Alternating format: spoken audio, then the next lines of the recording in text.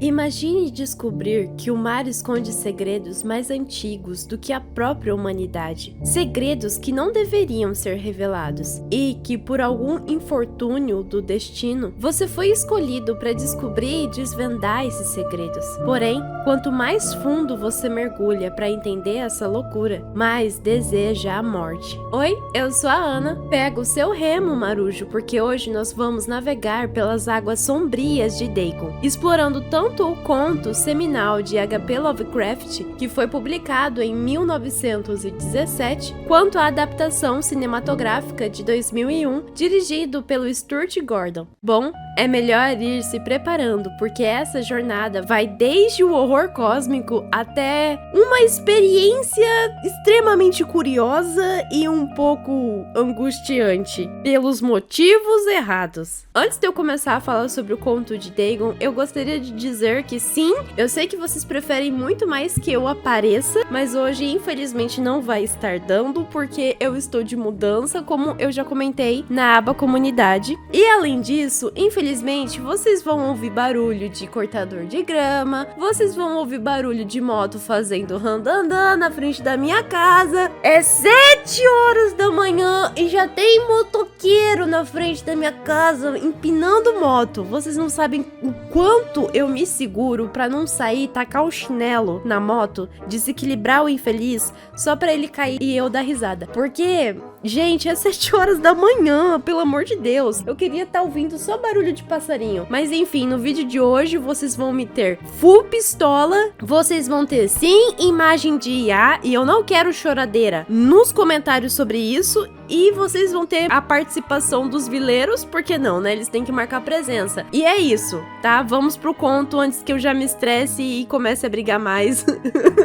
Ai, comece a desabafar mais. Gente, não tô fazendo terapia. Me ajudem. Vamos pro conto. Sobre Dagon, é interessante a gente saber que o H.P. Lovecraft escreveu esse conto sendo um dos seus primeiros passos para a criação do universo cósmico. É um conto muito pequeno e essa obra, que é considerada um embrião, iria se tornar um dos marcos iniciais pro mito do Cthulhu. Já em 2001, o Stuart Gordon, o mesmo diretor de Reanimator, que é um fã assumidaço do Lovecraft, trouxe a sua visão do conto Dagon e do conto A Sombra sobre Innsmouth pro cinema e mistura os dois contos num elemento super original. O conto Dagon acompanha um ex-comandante da Primeira Guerra Mundial que, depois de sobreviver ao naufrágio de um navio alemão onde ele estava sendo feito de prisioneiro, se encontra numa ilha completamente esquisita que surgiu de maneira bem misteriosa do fundo do mar. Ali, ele vai acabar testemunhando a ascensão de uma criatura que parece ser algo ancestral, algo que estava escondido no oceano. E esse é um dos primeiros vislumbres do horror cósmico que veriam a dominar as obras do Lovecraft. O conto começa com o narrador contando diretamente para o leitor que ele está desesperado, e essa é a sua última carta aberta, já que ele pretende se matar. Ele explica que não aguenta mais tudo que ele presenciou no oceano e que os pesadelos estão perseguindo ele, e algo a mais também está perseguindo. Durante a Primeira Guerra, ele trabalhava num navio mercante que foi atacado e, mesmo sendo feito de prisioneiro, conseguiu escapar por causa de uma tempestade misteriosa que aconteceu no oceano. Ele conseguiu pegar um bote salva-vidas e ficou à deriva por dias, sozinho, sem comida, sem água e sem direção. Depois de muito tempo sozinho no mar, o bote dele acaba encalhando numa região bem inesperada, como se o fundo do oceano tivesse emergido. O lugar era extremamente grande, mas sem nenhum rastro de vida, coberto por uma lama esquisita, fedorenta, cheia de peixe e criaturas mortas, e algumas criaturas ele nem consegue reconhecer. Além disso, o calor era sufocante e o ambiente era muito insuportável. Então,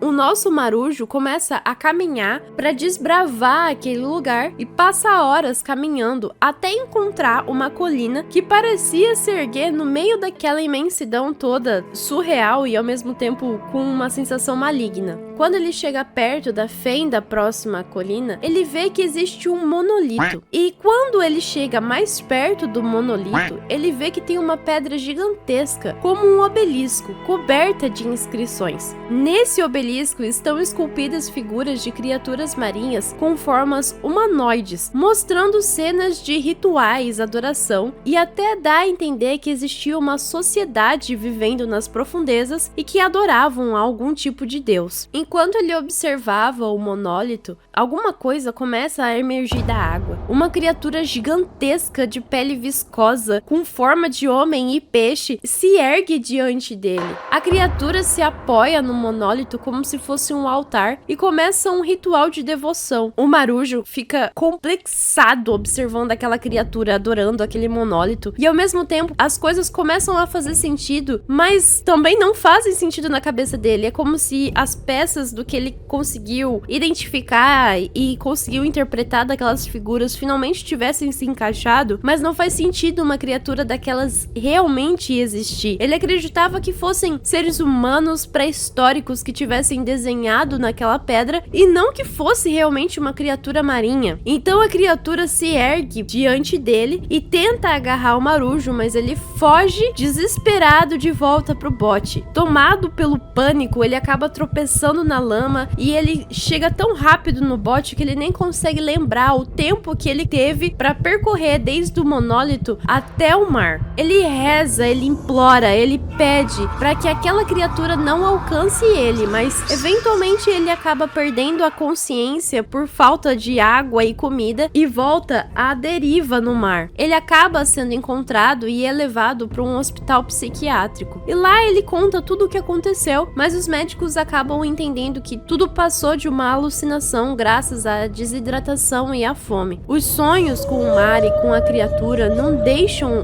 o nosso marujo em paz. O medo é tanto que, enquanto ele escreve, ele admite que a única saída para se sentir em paz é o suicídio. Mas antes que ele consiga fazer isso, aquela coisa volta para buscá-lo. O conto de Dagon é muito característico pela narrativa mais atmosférica e abstrata. Nesse conto, o Lovecraft vai trabalhar muito mais com um terror psicológico, com um terror interno, do que com forças grandiosas que estão prestes a destruir tudo que nós conhecemos como normal e natural no nosso mundo. A primeira aparição de uma entidade, de uma criatura, é o Dagon, e é interessante notar que não é nada muito grandioso, como por exemplo no próprio conto do Cthulhu, ou em outros contos que eu já analisei aqui no canal, como a criatura que aparece em Dunwich, ou como as criaturas que aparecem no conto do Além. Em todos esses contos, as criaturas são grandiosas e deixam o ser humano completamente fora de si, louco, não consegue entender o que está enxergando. Mas esse conto, ele é muito mais sucinto, menos pretensioso em deixar o leitor completamente louco tentando decifrar o que tá lendo, e ele é muito claro ao revelar que tipo de criatura nós estamos observando junto com o marujo. É uma criatura híbrida de oceano e terra, uma criatura híbrida filha de Dagon e metade humana. E é interessante a teoria que se cria ao redor desse conto, porque nós podemos colocar o nosso marujo como o paciente zero. Ele é o primeiro a ter contato com essas criaturas do mar, e essa criatura, Dagon, vai ser mencionada mais pra frente em outro conto, que é o conto A Sombra sobre Innsmouth, que vai desenvolver de forma mais dramática a relação de criaturas do oceano se misturando com os seres humanos. Na minha opinião, e na opinião de alguns fãs também, Dagon não é o conto mais chamativo ou mais extraordinário do Lovecraft. É um conto muito interessante de você ler e é um conto muito bom para você começar a explorar o universo do Lovecraft. Eu, por exemplo, já tinha lido há muito tempo esse conto. Confesso que não tinha me chamado a atenção porque eu tinha uma expectativa muito grande grande pro conto, mas ele por si só não desaponta. Porém, ele não é tão grandioso quanto outros trabalhos do Lovecraft. Então, quando você for ler esse conto, saiba que você não vai se deparar com algo extremamente complexo ou com uma criatura extremamente surreal. Não, é algo simples, mas que vai te deixar muito reflexivo sobre o desfecho do Marujo. Agora vamos para a minha parte favorita, que é falar mal de filme ruim.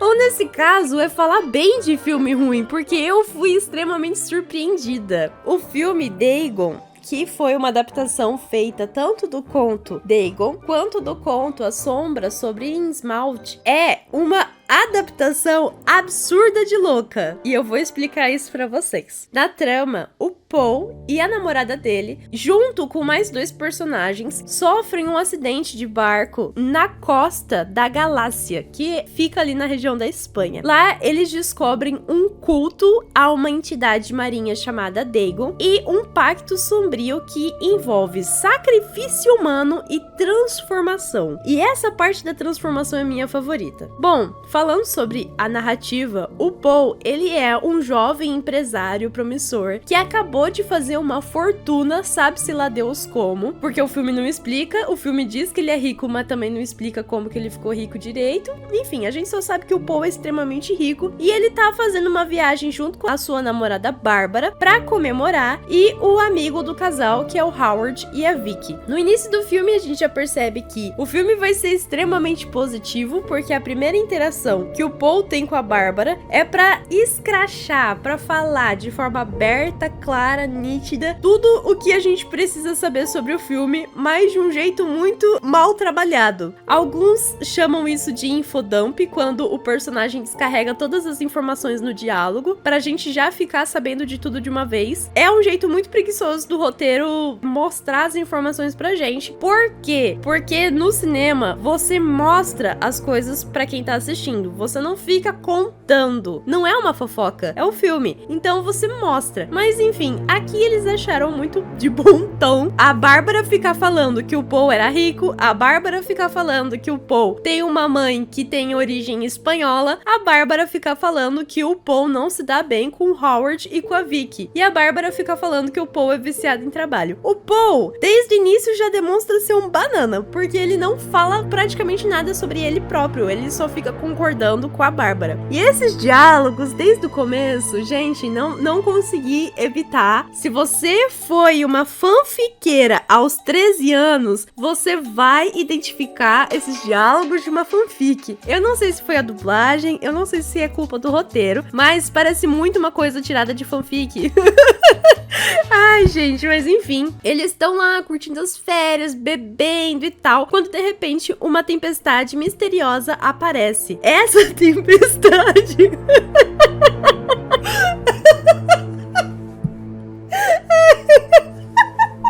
Ai, só de lembrar de me dar crise de riso. A tempestade, ela obviamente não é uma coisa natural. E ela surge supostamente de uma forma sobrenatural, porque é muito estranho ela ter aparecido do nada, justamente naquela região em que eles estavam passando, já que instantes antes não tinham nenhum indício de que teria chuva ou qualquer tipo de tempestade. Enfim, o barco onde eles estavam bate, eles ficam presos e o Howard acaba ficando preso junto com a Bárbara nos destroços. A Bárbara prende o pé ali e o Howard fica junto com a esposa. Então o Paul e a Bárbara precisam chamar ajuda na costa da cidade próxima ali onde eles estão. E eles precisam ir rápido, já que o barco deles está afundando. Nesse meio tempo, Paul e a Bárbara acabam chegando no vilarejo chamado Imboca e as pessoas lá são extremamente esquisitas. Eles acabam pedindo ajuda para os habitantes, que é um padre esquisito e mais uns pescadores. Todo mundo é esquisito, todo mundo tem um comportamento bem suspeito. Mas eu confesso que a sensação, o fato de que eles conseguem ouvir um canto sendo entoado na igreja, um canto que eles não conseguem entender o que é, a cidade ser fantasma e ao mesmo tempo eles se sentirem observados, a chuva misteriosa, todos esses elementos sobrenaturais e misteriosos, principalmente relacionados ao culto, são muito bem feitos. Essa sensação de você tá à beira do precipício e não conseguir enxergar ele, o roteiro e a direção souberam transmitir muito bem, porque eles pegaram isso 100% de Lovecraft. É uma assinatura 100% de Lovecraft, você ter essa sensação de que você tá à beira de cair no desconhecido, sem ter noção de quão profundo vai ser esse desconhecido, e ao mesmo tempo todos os sinais estão te mostrando que é algo macabro. Então, é isso que tá sendo mostrado pra gente na tela. São as músicas, é o comportamento estranho das pessoas, é essa sensação no ar de que tem algo bizarro acontecendo, mas a gente não consegue identificar o que é. Enfim, tem um diálogo maravilhoso. Ai, meu Deus, eu vou dar risada de novo. Tem um diálogo maravilhoso do Paul discutindo com a Bárbara sobre quem que vai lá resgatar a Vicky e o Howard. Aí o Paul... Ai, meu Deus! O Paul fica brigando com a Bárbara, porque a Bárbara, ela tipo, não, eu sou empoderada, eu consigo, eu vou, que pipipi, papapá. Aí o Paul fala assim pra não, você vai ficar aqui, porque eu não quero ficar aqui com esse padre, eu tenho medo dele. Aí, cara, eu achei isso muito bom. Aí o Paul, eu assisti 2 vezes, acho que 3 vezes essa cena, pra ter certeza do que o Paul tava falando, porque eu falei, não é possível, ele tava numa postura assim de bancar o herói e falar, não, você é minha mulher, você tem que ficar porque eu tenho que te proteger. Não é isso que ele fala, estão me cagando todo, eu não vou ficar com esse padre esquisito porque ele me dá medo, então você vai ficar aqui e eu vou arriscar a minha vida indo atrás do Howard e da Vicky, porque eu não vou ficar do lado desse padre nem ferrando. E aí, ele vai lá, vai atrás do Howard e da Vicky, mas quando ele chega no barco, os dois desapareceram. Ele só encontra um rastro de sangue. Nesse meio tempo do bololô aí, entre descobrirem onde tinham pessoas pra ajudar, entre discutir quem que ia salvar o Howard e a Vicky, o Howard e a Vicky, enquanto estavam presos no barco, eles acabam sendo capturados por uma criatura que foi atraída pelo sangue da Vicky. Dá a entender que é isso. Então eles até então estão mortos. Quando o Paul volta pra costa, ele descobre que a Bárbara foi pra cidade vizinha chamar ajuda e que ele tem que ficar esperando em um hotel esquisito. Quando ele chega nesse hotel, todos os habitantes invadem e tentam sequestrar ele. Ele descobre que a Bárbara não vai voltar. Tem uma coisa importante. O Paul fica tendo flashes desde o início do filme de uma moça que é metade sereia, que ela não é metade sereia, né? Ela é sereia. É metade peixe e metade humana. Ele fica tendo esses sonhos com essa menina e com os símbolos de Dagon, que ele só vai descobrir que são os símbolos da seita quando eles têm contato com a igreja, quando eles entram na igreja. Mas enfim, ele fica tendo visões com essa menina enquanto ele tá no hotel. E aí os moradores invadem o hotel e decidem que vão sequestrar ele. Tem que lembrar de uma coisa que é extremamente sensacional nesse filme, que são os defeitos especiais. Começa pela tempestade, né? Que tem cena que tá chovendo. Na sequência da cena já não tá chovendo mais. E aí fica intercalando entre CGI horrível, chuva artificial, para de chover do nada. Aí do nada tem cena de chuva de novo. Gente, é uma bagunça esse negócio. É uma bagunça, como é que pode? Eles não perceberam isso. Mas enfim, além do efeito da chuva, também tem a maquiagem. Particularmente, eu gostei muito da maquiagem, porque alguns figurantes ficaram muito bem feitos. Ficou realmente convincente a maquiagem deles. Porém, outros, ficou uma coisa tão mal feita, tão esquisita, que não tem como você não olhar e pensar, meu Deus, que fantasia de 5ª categoria. Mas enfim, tudo bem, seguindo. O Paul, ele é sequestrado pelo pessoal. Não, minto, ele não é sequestrado, ele consegue fugir. Ele ainda não é sequestrado. Nessa fuga ridícula dele, ele acaba encontrando um bêbado que ajuda ele a se esconder da galera da cidade. E assim, desde o início em que a gente entende que a galera ali tem uma relação com o mar, já dá pra perceber que eles fazem barulhos de criaturas do oceano. Aí tem gente que faz uns grunhidos, tem gente que faz uns barulhos ali meio parecido com um barulho de foca. E eu pensei assim, só falta alguém gritar igual o golfinho. E aconteceu. Ai, eu não sei se eu vou conseguir achar a cena pra vocês, mas eu juro, tem gente que faz barulho de golfinho, gente, é sensacional. Aí, enfim, esse bêbado acaba contando pro Paul que a cidade era uma cidade de pescadores, era uma vila de pescadores, não chegava a ser uma cidade, e que um dia, um desses pescadores acabou encontrando algo que mudou completamente a vida de todo mundo. Esse pescador em específico, ele acabou encontrando ouro, mas mais do que isso, ele acabou encontrando uma criatura que prometeu a imortalidade pra eles. Esse pescador, ele conta pra todo mundo que essa criatura é Dagon e que eles precisam adorar o Dagon pra que eles tenham a imortalidade, porque o Dagon vai dar ouro, vai dar tudo que eles precisam, eles só precisam adorar o Dagon de volta. Os pescadores inicialmente ignoram o cara, porque eles são todos católicos, e fora isso é um absurdo, né? História de pescadores daí. Mas enfim, o cara acaba voltando com muito ouro do oceano, um ouro estranho, né? Formato esquisito, e as pessoas se convencem, porque tinha pouco peixe e eles precisavam de dinheiro, então as pessoas acabam sendo convencidas pelo presente que o Dagon deu pra elas. A seita começa a surgir a partir desse momento, quando as pessoas se voltam contra a igreja, matam o padre e aceitam o Dagon como um deus para elas. Elas começam a adorar o Dagon, a fazer sacrifícios, e aquele pescador se torna um tipo de sacerdote. O bêbado, o filme não explica como que ele sobreviveu, mas a família dele, por não adorar o Dagon, eles acabam sendo mortos. O bêbado era só uma criança, não matam ele, mas ele também não faz parte do culto. Enfim, ele fica lá só bebendo.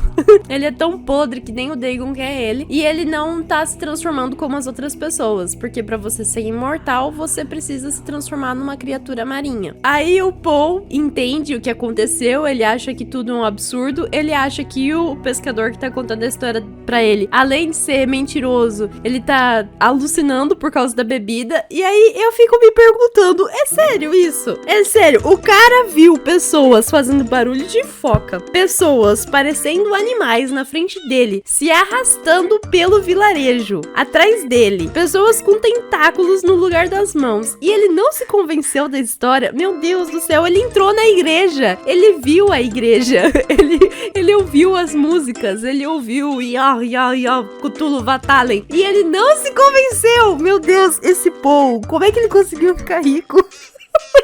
É esquema de pirâmide. Só pode ser esquema de pirâmide. Não é possível que ele tenha conseguido ficar rico só sendo inteligente, porque ele não tem um pingo de inteligência. Falando em inteligência, gente, ele me lembrou muito o Naruto.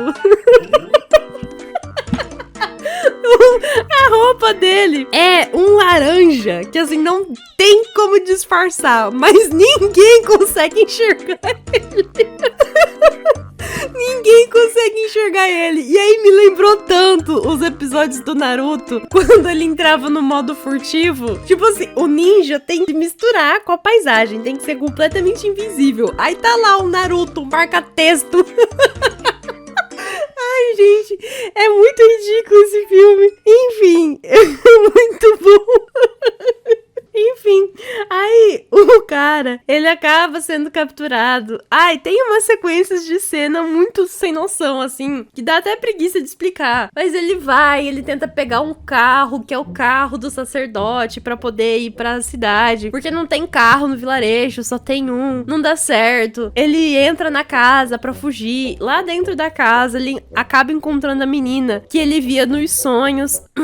Aí ele sente uma atração maluca por essa menina, um negócio assim ardente. Descobre que ela não era aquela sereia do sonho, que ela é meio povo, meio humana, que ela é filha do sacerdote. E aí nisso ele descobre que a Bárbara não morreu, que ela foi sequestrada só, que ela vai ser feita de reprodutora, porque eles vão usar ela pra se reproduzir com o Dagon. Enfim, umas viagens dessa aí, dá preguiça de explicar. Olha, quando você for assistir o filme também, o roteiro vai fazer a questão de te explicar isso daí várias vezes. Então, eu também não tô muito afim de ficar te explicando, não, porque é isso aí, é isso aí. O meu objetivo aqui é, no final, falar mal. Ai, vai ser difícil falar mal.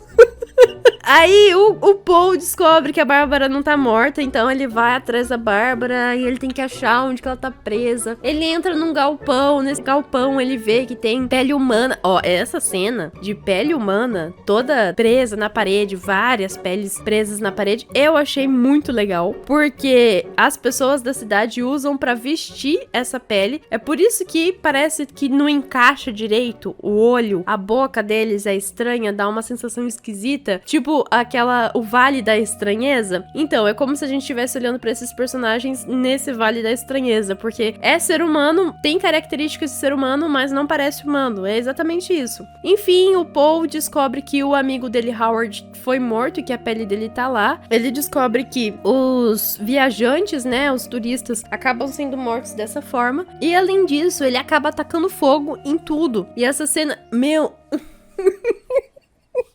Essa cena é muito idiota, porque ele taca fogo nas coisas, na pele. Aí, os monstros tentam salvar as peles. E o que o Paul faz? Ele pega um varal de pele, segura na frente dele, como se não desse pra enxergar o casaco dele, e ele sai correndo no meio da multidão. E isso é suficiente pra ele não ser pego. É suficiente para as pessoas não saberem onde ele está. Oh, meu Deus, não consigo ver ele. Meu Deus, sabe quando a criança, você tá brincando com uma criança muito pequenininha? Cadê o nenê? E aí você coloca a mão no rosto e ela tipo, ai, cadê o adulto na minha frente? Então, é exatamente isso. Eles não conseguem identificar o Paul. Aí o Paul consegue fugir de novo. Enfim, dá um bololô lá, ele acaba sendo capturado de vez. O sacerdote pega ele toma uma surra, ele vai e para preso dentro da cela onde a Bárbara tá e aonde a Vicky tá também. E aí tá lá o bêbado, ele, a Vicky e a Bárbara. E a Vicky conta o que aconteceu com ela e com Howard. Ela conta que ela já se deitou com o Dagon, que ela não quer passar por isso de novo. E a próxima vai ser a Bárbara. Então o Paul, ele quer de todas as formas possíveis salvar a Bárbara desse final horrível. Quando o pessoal entra lá pra levar a Vicky e a Bárbara, acontece um quebra-pau lá dentro, a Vicky se suicida, levam a Bárbara de qualquer jeito e o Paul e o bêbado também. Eles levam os dois pro galpão, lá o bêbado é morto, arrancam a pele dele, essa cena é bem legal de assistir também, e o Paul acaba matando o pessoal lá e acaba fugindo.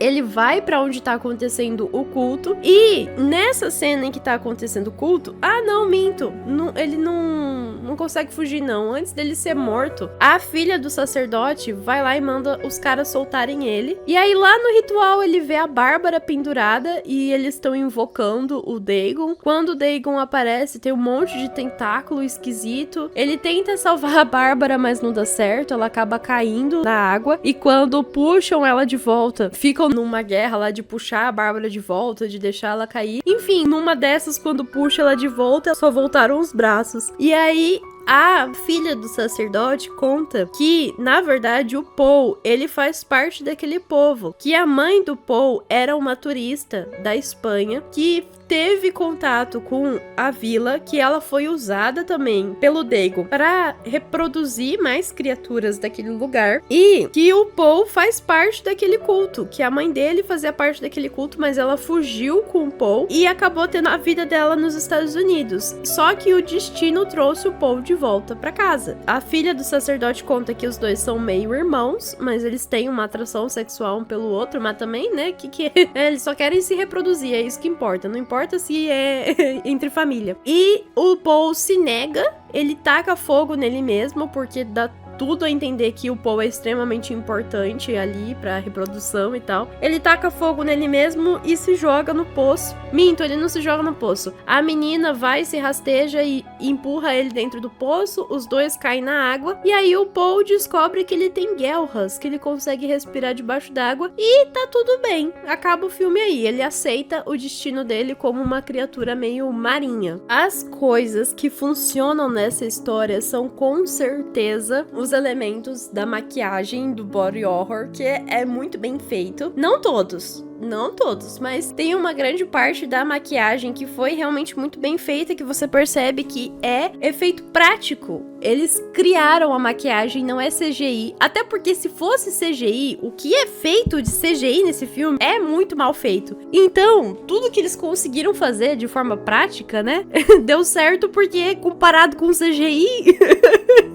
Nossa, tá ótimo, tá perfeito. Enfim, o filme também tem essa atmosfera Lovecraftiana que foi muito bem construída. A história do Poe é péssima. A forma com que a história vai se desenvolver é péssima também. Mas o plano de fundo do vilarejo, do culto ao Dagon, dos rituais, das músicas que ficam sendo entoadas naquele lugar, das pessoas se rastejando pela cidade, daquelas criaturas grunhindo, tudo isso é muito interessante e tudo isso é muito bem feito, foi muito bem pensado e executado. Você não sente um medo absurdo dessas criaturas, mas você se sente sufocado porque elas estão em todos os lugares. Elas estão na água, elas estão na terra, elas estão a cada esquina que o Poe olha. Então ele se sente completamente preso naquela ilha porque todas as pessoas estão envolvidas com Dagon e isso é muito legal. Não tem como fugir. O filme já deixa isso muito claro desde o momento em que o Poe é perseguido no hotel. É claustrofóbico, não tem pra onde você correr. A única solução seria a morte e ainda assim, quando o Poe tenta se matar, ele acaba se transformando numa criatura aquática. Então não tem pra onde fugir. É um filme extremamente pessimista, assim como os contos do Cthulhu. Pode até parecer um final feliz, mas a verdade é que não existe um final feliz. O tema central do filme é sobre você perder a sua humanidade de forma metafórica e forma literal, onde o real terror não são os monstros em si, mas descobrir que você sempre foi um deles, você sempre pertenceu a esse grupo, que você sentiu uma enorme repulsa, que você sentiu um enorme desejo de fugir. Esses monstros que te perseguiam, na verdade, fazem parte de uma grande família a qual você está inserido. Esse filme, apesar de ter o nome Dagon, igual ao conto Dagon, não é uma adaptação direta desse conto, mas é muito mais próxima do conto A Sombra sobre Innsmouth. Mas eu não vou falar sobre A Sombra de Innsmouth aqui agora, porque essa análise desse conto vai ficar pro próximo vídeo. Mas o que a gente pode tirar de comparação do filme com o conto? Bom, o medo do desconhecido tá presente em ambas as obras, e esse medo do desconhecido é natural do ser humano, porque a gente tem medo de tudo aquilo que foge da nossa compreensão. Embora o Poe não demonstre tanto durante o filme que ele tem medo desse desconhecido, é perceptível porque o tempo todo ele é descrente no que tá acontecendo. Sabe aquele meme, eu só acredito quando eu vejo, eu vendo, eu não acredito? É exatamente, o Poe é a definição disso e o ser humano é a definição desse meme também, porque a gente só acredita quando vê, mas quando vê também não acredita. E isso também existe nos contos do Lovecraft, as pessoas demoram pra acreditar nas coisas porque é tão surreal que deve ser só conto da carochinha, não deve ser verdade, deve ser só loucura. Outra coisa muito interessante que eu gostei bastante é essa questão do isolamento, tanto no conto sobre Dunwich quanto nesse conto sobre Innsmouth. Nós temos duas comunidades que estão afastadas, que estão longe do continente ou estão longe das cidades, e esse isolamento faz com que essas comunidades sejam muito mais suscetíveis a serem influenciadas por criaturas cósmicas, como nesse caso serem influenciadas pelo Dagon. E o filme mostra isso de uma forma muito legal, porque a cidade tá realmente isolada, é uma ilhazinha que realmente existe, não é uma ilha, é uma cidade ribeirinha que realmente... Ribeirinha não, né? Porque não tá do lado do rio. Ai, vocês entenderam. É 8 horas da manhã, não tô conseguindo pensar. Ela tá do lado do mar, esqueço como que é o nome de cidade do lado do mar, mas enfim...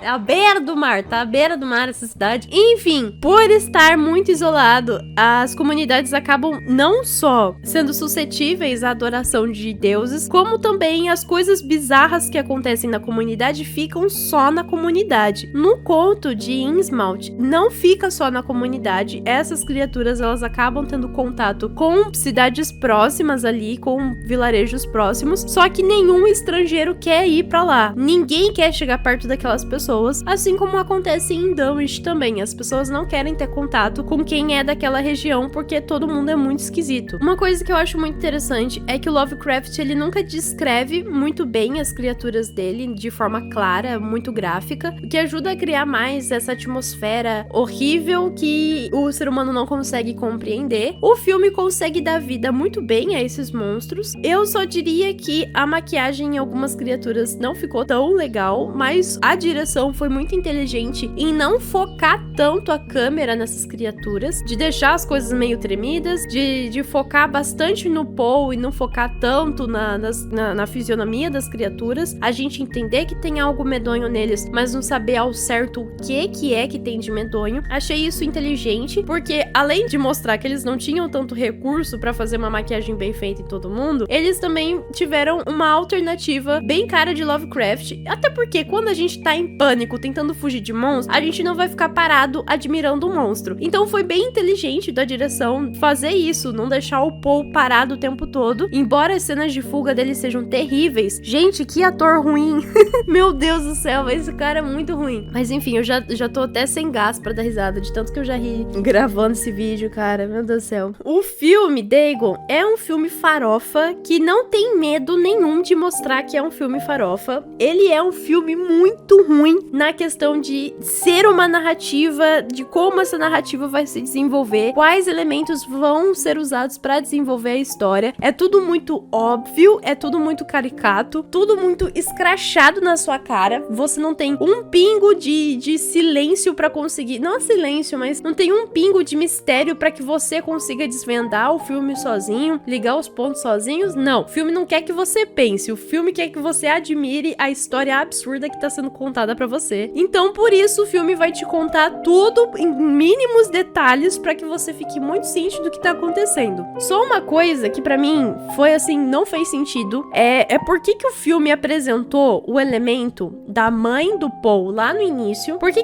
deu uma certa relevância do Paul ter essa descendência espanhola, mas ele não fala espanhol, a mãe não quis que ele aprendesse a falar espanhol. A gente entende que é porque ela não queria que ele tivesse qualquer contato com a Espanha, que ele não tivesse contato com aquela região, então ela evitou deixar o Paul ter contato com essa parte da cultura da família dele. Até faz sentido isso, mas não faz sentido eles terem dado um peso dramático no início do filme, do Paul se sentir magoado com a mãe, enquanto ele fala da mãe, enquanto ele fala que a mãe não ensinou ele a falar espanhol, o quanto isso é ruim pra ele. Enfim, o resto do filme todo a gente esquece que a mãe do Paul existe, pra no final outro personagem lembrar da mãe dele, lembrar dessa situação e falar: ah, sua mãe não quis que você tivesse contato com a cultura espanhola, é justamente porque você faz parte dessa comunidade e ela não queria que você soubesse. Sendo que o filme podia ter dado importância pra isso, a devida importância, pra trazer mais peso na revelação final. Por exemplo, ele podia ter uma mãe que fosse mais protetora, uma mãe que enquanto a viagem ficasse ligando pra ele ou tentando mandar e-mail. Tem uma cena em que a Bárbara joga o notebook dele no mar. O Paul podia: não, minha mãe tá me mandando e-mail, sei lá, enquanto os dois estão discutindo lá, ela discutir com ele, chamar ele de filhinho da mamãe, alguma coisa assim que desse a entender que a mãe dele fosse muito protetora e ele não saber resolver os problemas sozinho, porque o Paul obviamente não consegue resolver os problemas sozinho nessa ilha, que ele é muito burro, justamente porque a mãe dele é muito protetora, ou ele em algum momento ali, tipo, falar: ai, pra mim foi fácil virar um milionário, porque eu sempre fiquei mexendo no computador, minha mãe não deixava eu ficar saindo, ai, é a primeira vez que eu faço uma viagem de barco, minha mãe nunca deixou eu ter contato com o mar, sabe? Jogar esses elementos lá no começo, da mãe dele, porque isso ia fazer um link muito maior, ia fazer uma ponte muito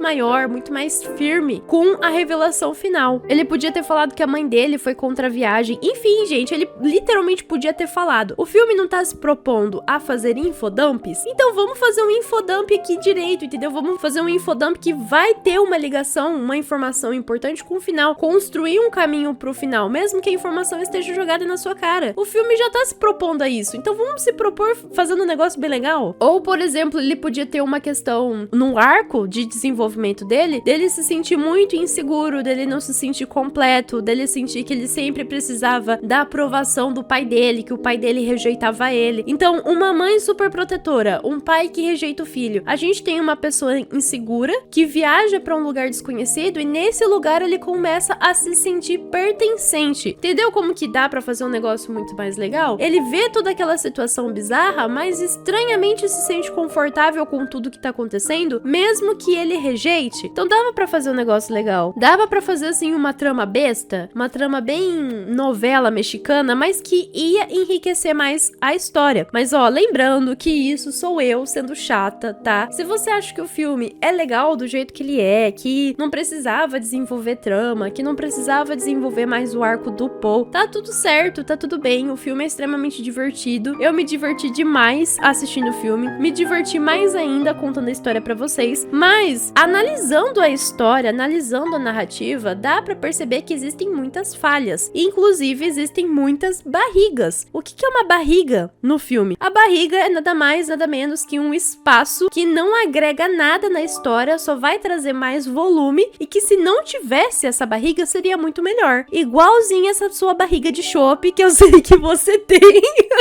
Vai pra academia, vagabundo, porque eu sei que você tem essa barriguinha aí saliente. Inclusive eu tenho também. Então, né, somos dois. Eu também sou outra vagabunda, eu devia ir treinar. Mas a minha não é de chopp, tá? A minha é de bolo. Eu amo comer doce. Mas enfim, a barriga, ela é um elemento pra ficar enrolando na história, pra você criar volume, pra você ter algo a mais ali. Se você não tivesse, não faria falta. Existem vários momentos no filme que são barriga, que não servem pra nada. E isso acaba cansando quando a gente tá assistindo o filme, porque já que a cena não vai servir pra nada, a gente não é burro. Ninguém é burro quando vai assistir um filme, ninguém é estúpido. A gente percebe que o filme tá enrolando. Isso particularmente me cansa, me desmotiva um pouco a continuar assistindo o filme, porque eu sinto que o filme tá tentando me enganar, que o filme tá tentando agregar uma cena que não vai fazer diferença no final das contas. Fora isso, os diálogos são muito artificiais também, são muito clichês. É uma construção assim que você pensa numa construção de fala que o ser humano não diria naturalmente, e as pessoas param muito pra ouvir até o final que a outra tá falando, sendo que na vida real não acontece desse jeito. Independente do lugar, da cultura onde você esteja inserido, quando as pessoas estão com medo, quando as pessoas estão com pânico, elas se atropelam muito enquanto estão falando, o que é normal, acontece. Mas aqui não, todo mundo para muito bonitinho pra ouvir o que tá falando. Outras cenas idiotas, assim, são as construções coreográficas de luta. Tem cena, gente, que a Bárbara tá dando um chute, estilo Power Ranger, na cara de um personagem, e aí a câmera foca no punho dela. Tipo, gente, ela deu um soco, ela deu um chute. Ela deu um chute com a mão. É muito mal feito. Além disso, as decisões que os personagens tomam também são muito idiotas. Você pensa, gente, não, isso não aconteceria na vida real de jeito nenhum. O que é genial pro filme, porque o filme, desde o começo, mostra que os personagens são idiotas. O filme não tem vergonha nenhuma de mostrar que os personagens são burros. Então, quando acontece uma cena muito absurda, como por exemplo a cena que o Paul tira a tranca de um lado da porta pra colocar na outra, e ele tá parafusando assim, tá suando horrores, parafusando o negócio na porta. É muito besta, isso nunca que acontecer na vida real. Uma pessoa colocaria um armário, uma cadeira, qualquer coisa que fosse. A pessoa ia, sei lá, tentar fugir. Não, o Paul quebrar uma janela que fosse. O Paul achou que a decisão mais lógica era ficar parafusando o negócio na porta. Enfim, esse filme parece muito um filme B dos anos 80, de ser ruim em diálogo, ruim em construção de personagem, ruim em efeitos especiais, e o que torna ele tão galhofa e gostoso de assistir, porque você dá risada de tudo isso. Lembra muito os filmes, como que é o nome? Do Ash, Uma Noite Alucinante. Me lembra muito Uma Noite Alucinante, porque apesar de ser um clássico de filme B, de terror, todo mundo ama, ainda assim temos que admitir que é um filme ruim. Se você for analisar toda a construção do filme, é ruim sim, mas é muito gostoso de assistir, você se diverte pra caramba. O que eu acho bom, que pelo menos o filme não se leva a sério, porque o que Cabojas é um filme se levar a sério? O diretor pega o roteiro, ele lê o roteiro, pensa, meu Deus, que obra-prima, que maravilhoso, e aí ele constrói toda uma atmosfera tensa, constrói cenas, fotografia, dá o tom do diálogo, só que aí são coisas absurdas de imbecis que vão acontecendo, que você pensa, cara, que filme ridículo. Então assim, o diretor pegou o roteiro, leu o roteiro, viu que tinha um monte de fala idiota, viu que tinha muita coisa idiota acontecendo, viu que as descrições das cenas cena, das sequências da cena, eram ilógicas, não fazia sentido nenhum, ele pensou, vou fazer exatamente como está no roteiro e mais, vou dar um tom de comédia ainda, tira o tom de terror. Não vou dar tom de terror nesse filme porque não cabe. Então isso foi muito honesto na direção. E eu gosto de filmes que são, assim, honestos. O diretor sabe que o filme é ruim, então ele dirige pro filme ser ruim e aí sai coisa boa, entendeu? O que eu não gosto é quando o roteiro é ruim, a construção é ruim, a base é ruim, e aí o cara quer construir um castelo em cima da areia. Não vai dar certo. Vai ficar torto, vai ficar esquisito, vai ficar artificial. E esse filme, ele, apesar de ter essas cenas artificiais com cara de fanfic, ainda assim encaixa muito bem em tudo que tá acontecendo. Porque o filme em momento algum disse que se mostrou ser uma obra inesquecível, uma obra de terror que fosse, sabe, memorável. Não, o filme desde o começo sabe que é tudo ridículo. Então, o diretor só foi fazendo o que tava no roteiro e foi fazendo muito bem, inclusive. Por que que eu acho que não encaixa, assim, apesar de ter atmosfera de terror, por que que eu acho que não encaixa o terror nesse filme? Porque pra você sustentar uma cena de tensão, você precisa criar uma ambientação de tensão. Quem assistiu o meu último vídeo do Invocação do Mal sabe do que eu tô falando. De você criar sequências de cena que vão sendo construídas ao pouquinho até a gente chegar no ápice da tensão. Então são pequenos elementos que vão te deixar incomodado, desde a fotografia, a trilha sonora, a diálogos que vão te deixar incomodado até a gente chegar no ápice do susto. Isso não acontece aqui, não tem cenas de tensão, porque as sequências que vão acontecendo tanto antes quanto depois de qualquer cena de tensão nesse filme, onde a gente poderia colocar uma cena de tensão, não são bem construídas pra sustentar. Então poderia ter um jump scare, só que ia ser só um sustinho, entendeu? As cenas não te deixam com medo porque a construção é tão ridícula que você fica pensando no ridículo, você não fica pensando no que vai realmente acontecer com os personagens. Na verdade, esse filme me lembra muito os filmes slasher, que a gente tá cagando pro que vai acontecer com os personagens, a gente só quer ver sangue. Ele me lembra muito. Uma coisa que eu achei extremamente genial do diretor é que ele sabe que os diálogos são mal escritos e ele dá um tom tão sério, ele orientou os atores a darem esse tom tão dramático que fica muito teatral. Parece que você tá assistindo uma peça de teatro de um quinto ano tentando ser sério. Sabe quando criança tá tentando falar como adulto? Tentando falar sério? Então, é exatamente desse jeito. Os personagens tentam demonstrar seriedade no que eles estão falando, só que é justamente a genialidade do diretor, sabendo que o diálogo é ruim e só pra piorar a situação, ele vai lá e deixa dar esse tom sério pra ficar mais engraçado. Só pra lembrar que existe uma diferença muito grande, não é uma diferença muito grande, mas existe uma diferença entre as falas do roteiro e a entonação que o diretor dá. Por exemplo, uma fala, ela pode ter sido escrita pensando em drama, só que o diretor vai lá e fala assim, não, você não vai falar nada, você vai chorar. Você vai chorar na intenção de falar isso aqui, que dá uma visão completamente diferente da cena, dá uma construção maior, porque as falas são pensadas em você ler, em você ouvir, enquanto que a direção vai pensar no visual, na pessoa que tá assistindo aquela obra. Então, o diretor, ele vai dar o tom da fala, ele vai dar a orientação da fala, como que os personagens vão agir naquela cena. Um diretor inteligente, ele vai deixar os atores entenderem a profundidade da fala, então por isso que é bom quando bons atores entendem o roteiro, porque às vezes o ator não vai falar nada, ele vai ficar estático pensando, ou ele vai falar pausadamente, enfim, o ator vai interpretar, o diretor também vai interpretar a partir daquilo que o roteiro entrega. E o roteiro desse filme é muito mal escrito, mas apesar de ser mal escrito, ainda assim é muito divertido. O filme não tenta se levar a sério, o filme sabe que tudo é um circo.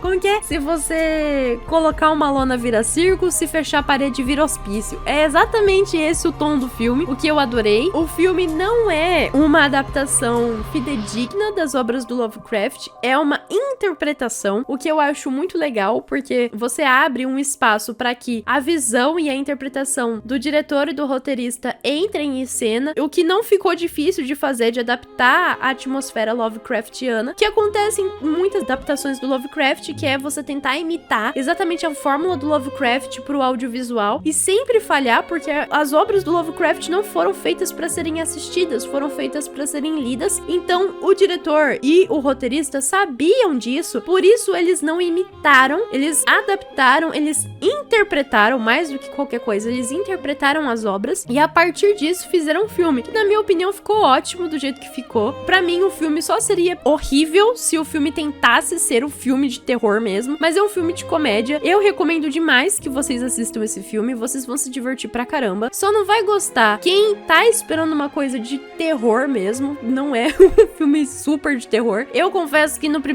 primeira vez que eu assisti o filme, que eu assisto o filme geralmente 1 a 2 vezes pra fazer o roteiro, né, pra eu pegar os pontos altos, pontos baixos, mas enfim, eu confesso que a primeira vez que eu assisti, tipo, a primeira metade do filme, eu fiquei muito de cara de tá perdendo meu tempo assistindo esse negócio, mas da metade pro final eu entendi qual que era a pegada do filme, e aí eu larguei mão do freio mesmo, falei, quer saber, que se dane, vou me divertir, e foi muito bom, dei muita risada, eu sugiro que vocês deem risada também. Pra quem é fã de Lovecraft, vocês vão se sentir muito satisfeitos com a obra, porque a obra não desonra o Lovecraft, isso é muito legal, não vai desonrar essa atmosfera de terror. Quando é pra tratar sobre Lovecraft, o filme leva a sério, o filme mostra o culto, o filme mostra situações de sacrifício de uma forma muito legal, muito bem construída, mas o resto, você pode esperar que você vai se engasgar com a pipoca de tanto dar risada. Então eu acho que é isso. Eu sei que no vídeo de hoje vocês preferiam 1000 vezes que eu aparecesse, mas enfim, como eu já disse lá na aba comunidade, que eu tô de mudança. E, infelizmente, eu já fiquei 2 semanas sem postar, eu não queria ficar mais um tempo sem postar, eu não consegui terminar de organizar minha casa pra poder gravar vídeo, então por isso que o vídeo de hoje saiu no estilo antigo, mas o próximo vídeo vai sair comigo aparecendo, com certeza. O cenário não vai mudar muita coisa não, vai ser o que vocês já estão acostumados mesmo, mas é isso, é o que eu tenho pra entregar pra hoje. Eu dei o meu máximo, infelizmente meu máximo era o meu mínimo.